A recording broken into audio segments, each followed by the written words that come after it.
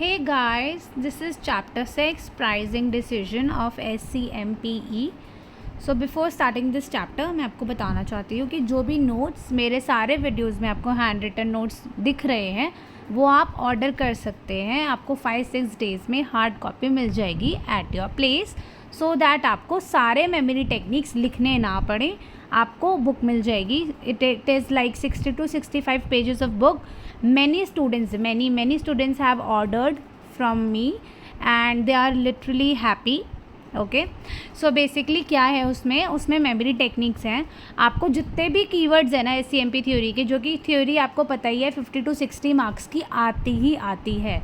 Okay, उससे ज़्यादा भी हो सकती है, कम भी हो सकती है। SCMP में थोड़ा ना स्यापा होता है कि कभी प्रैक्टिकल ज़्यादा आ जाता है, कभी theory, but I think 50 to 60 marks हमें मानना चाहिए, क्योंकि वो पास्ट ट्रेंड दिखते हुए हमको मानना चाहिए। और उसके बाद आप कीवर्ड्स उसमें से इतने अच्छे से याद होंगे ना आपको कि आपको पूरे मार्क्स मिलेंगे। देखो थ्योरी में ना वैसे भी आपको कम मार्क्स मिलते हैं, ऊपर से अगर आप कॉम्प्रोमाइज़ करेंगे कीवर्ड्स में भी, अगर आप कीवर्ड्स भी प्रॉपर्ली नहीं डिलीवर करेंगे एग्ज़ाम में, तो डेफिनेटली आपके मार्क्स कट होंगे SCMP में।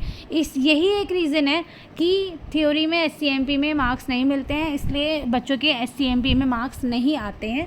सो आप मेरे को वो बुक ऑर्डर कर सकते हैं। इट्स जस्ट अ नोट्स, ठीक है। It is available at very nominal price.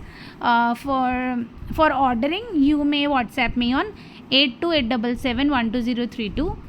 Okay, so I repeat my number 8287712032. So let's start with this chapter now because time बहुत कम है. November 23 is just very near.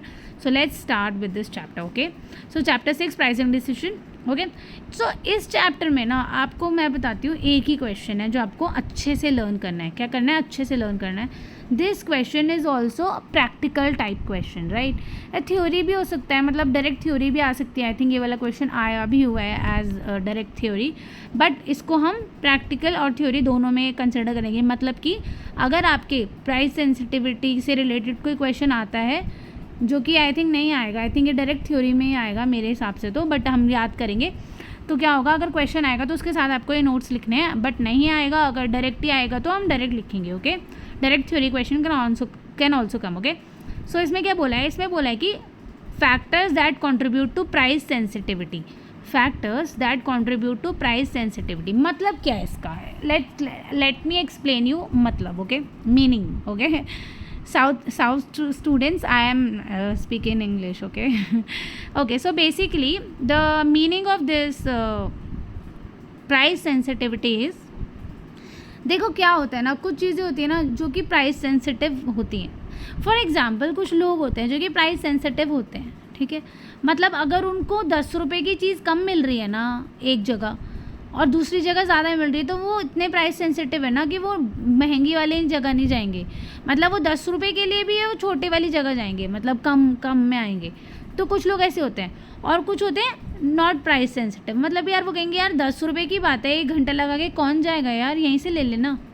तो वो होते हैं जो कि प्राइस सेंसिटिव नहीं होते हैं। ओके, तो इसमें क्या लिखा है? इसमें लिखा है, ये चैप्टर क्या है? ये चैप्टर है प्राइसिंग डिसीजन। बेसिकली इसमें क्या होता है ना, इसमें हम प्रोडक्ट्स के ना प्राइस निकालते हैं, ठीक है।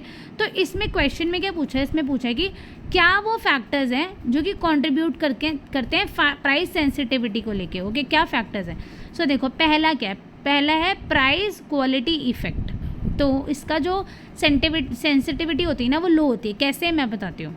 देखो, अगर क्वालिटी अच्छी होती है ना तो उसका ना प्राइस से कोई लेना देना नहीं होता। मतलब कि अगर क्वालिटी अच्छी दे रहे हो ना आप लोग और प्राइस थोड़ा बढ़ा के चार्ज कर रहे हो तो भी कोई प्रॉब्लम नहीं है, डिमांड कम नहीं होगी। इसको कहते हैं प्राइस क्वालिटी इफेक्ट। क्या कहते हैं? Price quality effect. ओके, तो मतलब कि सेंसिटिविटी क्या हुई? लो हुई। सेंसिटिविटी क्या हुई? लो हुई। क्या हुई? लो हुई, ठीक है। सेकेंड है shared cost effect. Share cost effect इसका मतलब क्या है? इसका मतलब ये है कि सपोज करो एक प्रोडक्ट है, ठीक है। एक प्रोडक्ट है, उसको 10 लोग यूज़ कर रहे हैं। ओके, तो उसकी जो कॉस्ट है ना वो सब में डिवाइड हो रही है। तो मतलब कम हिस्सा ही आने वाला है ना यार, लोगों को फ़र्क नहीं पड़ेगा प्राइस का, लोगों को फ़र्क नहीं पड़ेगा प्राइस का। तो इसकी सेंसिटिविटी भी क्या हुई? लो हुई। नेक्स्ट है एक और ऐसे संक इफेक्ट, संक इन्वेस्टमेंट इफेक्ट। इसका मतलब क्या है? इसका मतलब ये है कि सपोज़ आपने ना बहुत बहुत महंगी 10-15 लाख की मशीन ले ली, ठीक है, बट अब उसका एक बोल्ट ख़राब हो गया है, ठीक है, उसकी वजह से वो मशीन चल नहीं रही है, और वो बोल्ट ना पहले तो 10 रुपये का मिलता था, अब वो सपोज़ करो वो 200 का मिल रहा है, तो क्या आप नहीं खरीदेंगे?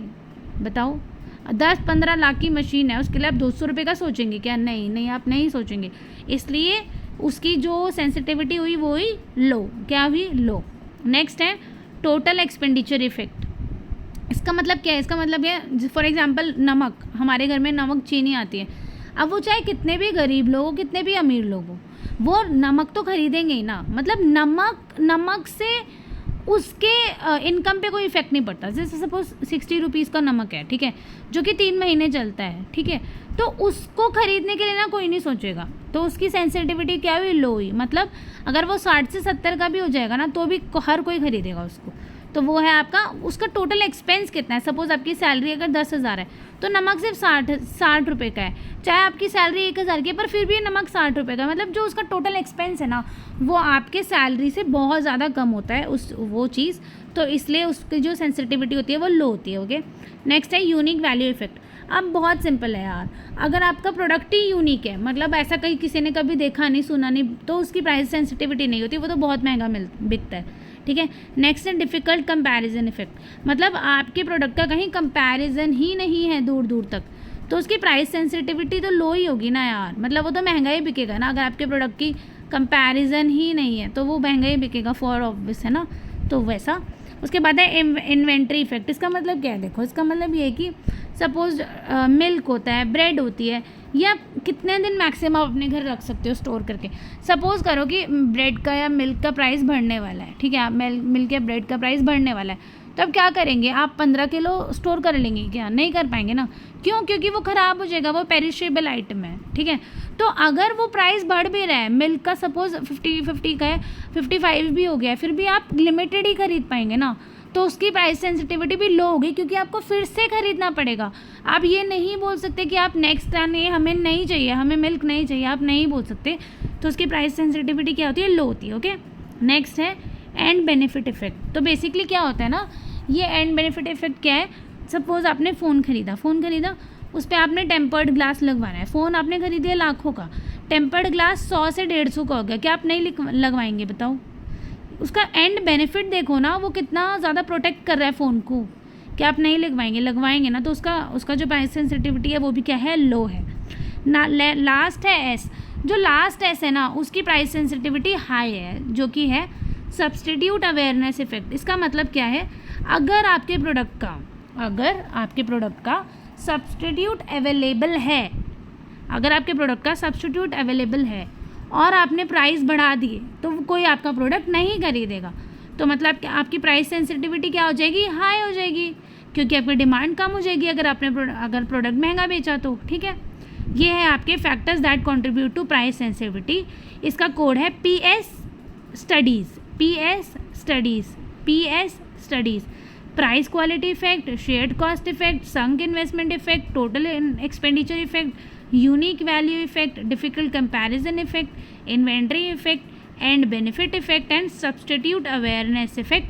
याद रखना, जो लास्ट का सब्सटीट्यूट अवेयरनेस इफेक्ट है उसकी प्राइस सेंसिटिविटी हाई है, और बाकी ऊपर सारी PS स्टडी से लेके सारी की लो है। ओके, सो यही है इस चैप्टर का एकमात्र क्वेश्चन जो मेरे हिसाब से आपको, जिसकी मेमोरी टेक्निक की ज़रूरत पड़ती, तो वो मैंने आपको करा दिया है। Okay, bye, thank you. और मैं आपको दोबारा से बताना चाहती हूँ, अगर आपको नोट्स बाय करने हैं, आप मुझे मैसेज कर सकते हैं व्हाट्सएप में on 8287712032 8287712032। Okay, bye, take care, और अच्छे से पढ़ो। रिवीजन, क्यूमुलेटिव रिविजन्स रिक्वायर्ड होती है CMP थ्योरी में एंड ऑडिट थ्योरी में। आप क्यूमुलेटिवली पढ़ो, उसको बार बार सुनते रहो, पढ़ते रहो, आपको याद हो जाएगा। I am very sure. All the best, आपको करना ही है। नवंबर अटेम्प्ट बहुत ज़्यादा इंपॉर्टेंट है ग्रुप 2 वालों के लिए, तो स्पेशली क्योंकि उसके बाद मल्टी डिसिप्लिनरी एग्ज़ाम आने वाला है। किसी को नहीं पता, र्यूमर्स हैं बहुत ज़्यादा कि it can be a difficult paper, so it's better कि हम नवंबर में ही निकाल लें उसको। Okay, bye, thank you.